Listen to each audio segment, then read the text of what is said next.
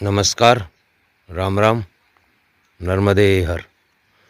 आज हमारी माँ नर्मदा की परिक्रमा का 19वां दिन और हम शूल पानी के इन जंगलों से नीचे की ओर उतरते हुए सुबह के 7:15 बजे हैं और सूर्य नारायण आ चुके हैं। आप देख सकते हैं पीछे मेरे।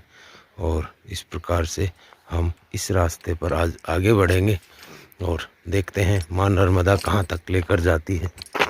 13 नवंबर को जो हमने हमारी माँ नर्मदा की प्रदक्षिणा या कहें परिक्रमा शुरू की थी, वो आज 19वें दिन महाराष्ट्र के नंदुरबार ज़िले के एक गांव मोलगी से आगे की तरफ हम बढ़ रहे हैं।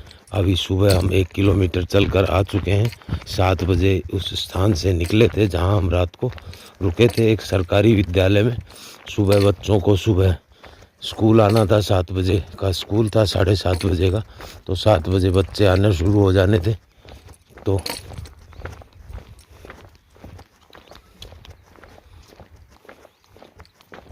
अब आप देख सकते हैं ये परिक्रमा पथ का, और ये शॉर्टकट बनाया हुआ है। इस शॉर्टकट को काम में लेते हैं और नीचे की ओर निकलते हैं।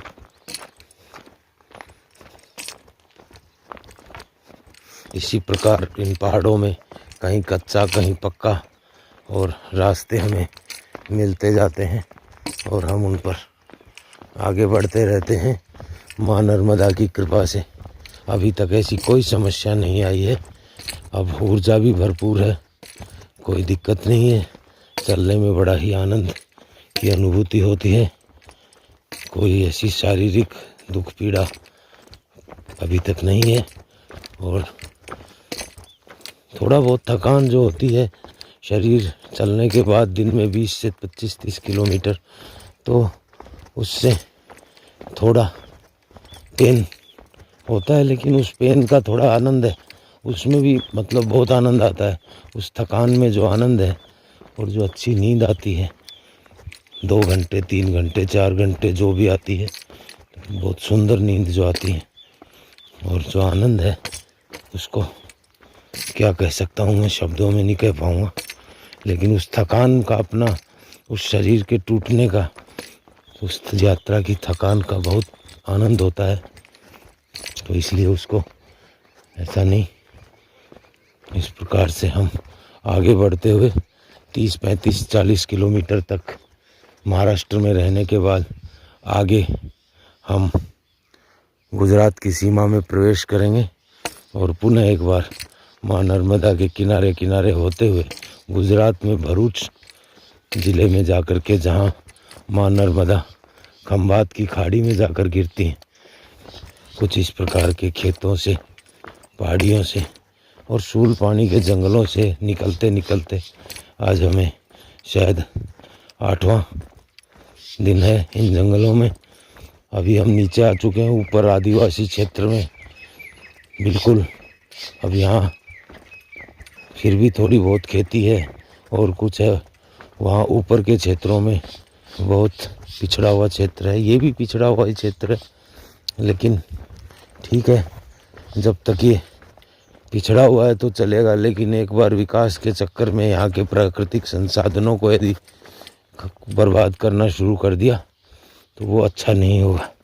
माँ नर्मदा की परिक्रमा के 19वें दिन हम शूल पानी के जंगलों से पीछे से उतरकर और धीरे धीरे आगे बढ़ रहे हैं। और इस पहाड़ी के, एक छोटी पहाड़ी के शिखर पर, इस छोटे से आश्रम में एक बाबा जी रहते हैं। एक छोटा शिवलिंग है, आप देख सकते हैं सामने, वो बाबा जी है या बाबा जी के शिष्य हैं। और ये चारों ओर फैली हुई शूल पानी की निचली पहाड़ियाँ, ऊंची पहाड़ियों को शूल पानी की जो थी उनको हम पार कर पीछे छोड़कर आ चुके हैं। और अब हम आगे नीचे की ओर उतर रहे हैं। आगे भी जंगल और पहाड़ियाँ हमें मिलने वाली हैं, गुजरात में भी मिलने वाली हैं। तो देखते हैं माँ नर्मदा के किनारे और क्या क्या सुंदर अनमोल प्रकृति के खजाने छुपे हुए हैं, ये आगे की यात्रा में हमें पता लगेगा।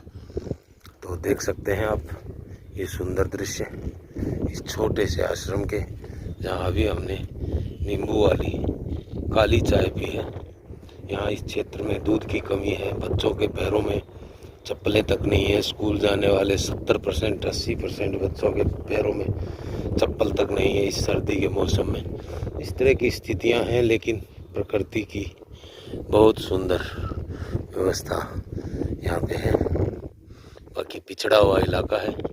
आज बड़ा दुख हुआ देखकर कि स्कूल में हम रात को रुके और स्कूल के अंदर आने वाले 70% बच्चों के पैरों में चप्पलें नहीं थी। ठिठुरते हुए बच्चे सुबह आए तो बड़ा जीव को दुख हुआ कि इस प्रकार की स्थिति, किसी के पास ड्रेस नहीं, जूते तो बहुत दूर की बात, चप्पल तक नहीं। तो ये स्थितियाँ इस क्षेत्र की हैं। महाराष्ट्र का नंबूरदार जिला और इसकी दड़गांव तहसील के आसपास के गांव की मैं बात कर रहा हूँ।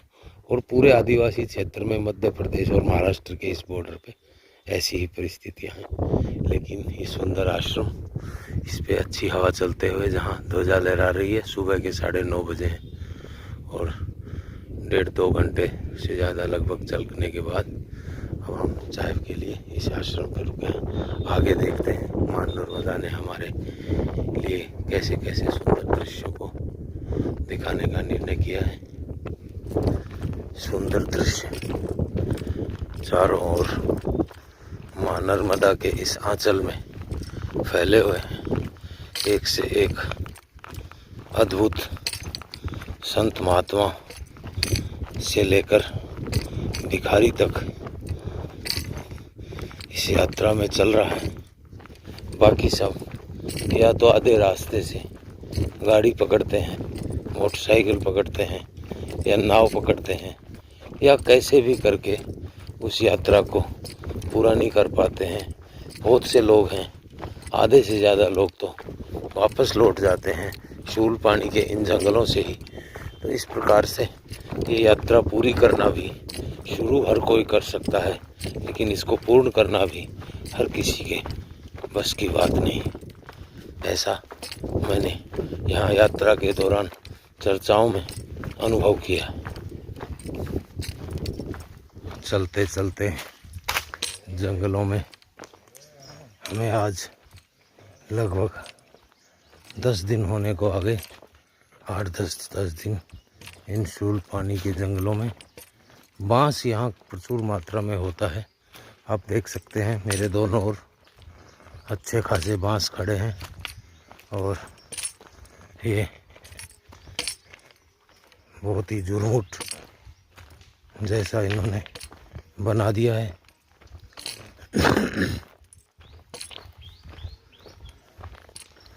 ये कच्चे पक्के मार्ग, ये कच्ची सड़क जो हमें शूल पानी के जंगलों से नीचे उतार रही है, कभी पक्की आ जाती है, कभी कच्ची सड़क आ जाती है।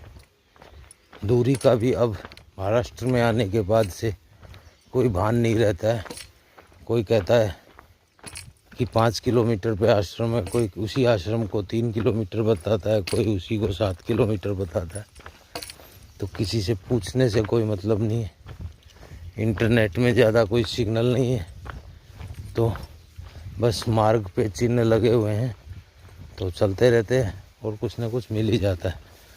तो इस तरह है, किसी से पूछने पे आपको एक जना कहेगा आगे 1 किलोमीटर आश्रम है, दूसरा कहेगा 3 किलोमीटर है, तो आप अनुमान नहीं लगा पाएंगे।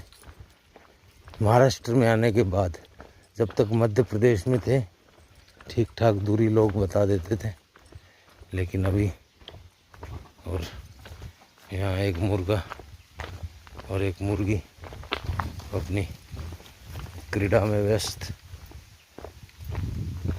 हर घर इस आदिवासी क्षेत्र में मुर्गियाँ, बकरियाँ ये सब रखता है। इन्हीं पे इनका जीवन निर्भर करता है। किसी भी घर में जाएंगे या बाहर भी, घर के बाहर भी मुर्गियाँ, बकरियाँ ये अवश्य मिलेंगी। गऊ, भैंस ये चाहे मिले ना मिले, भैंस तो है ही नहीं इस एरिया में, छोटी छोटी गौएँ हैं जो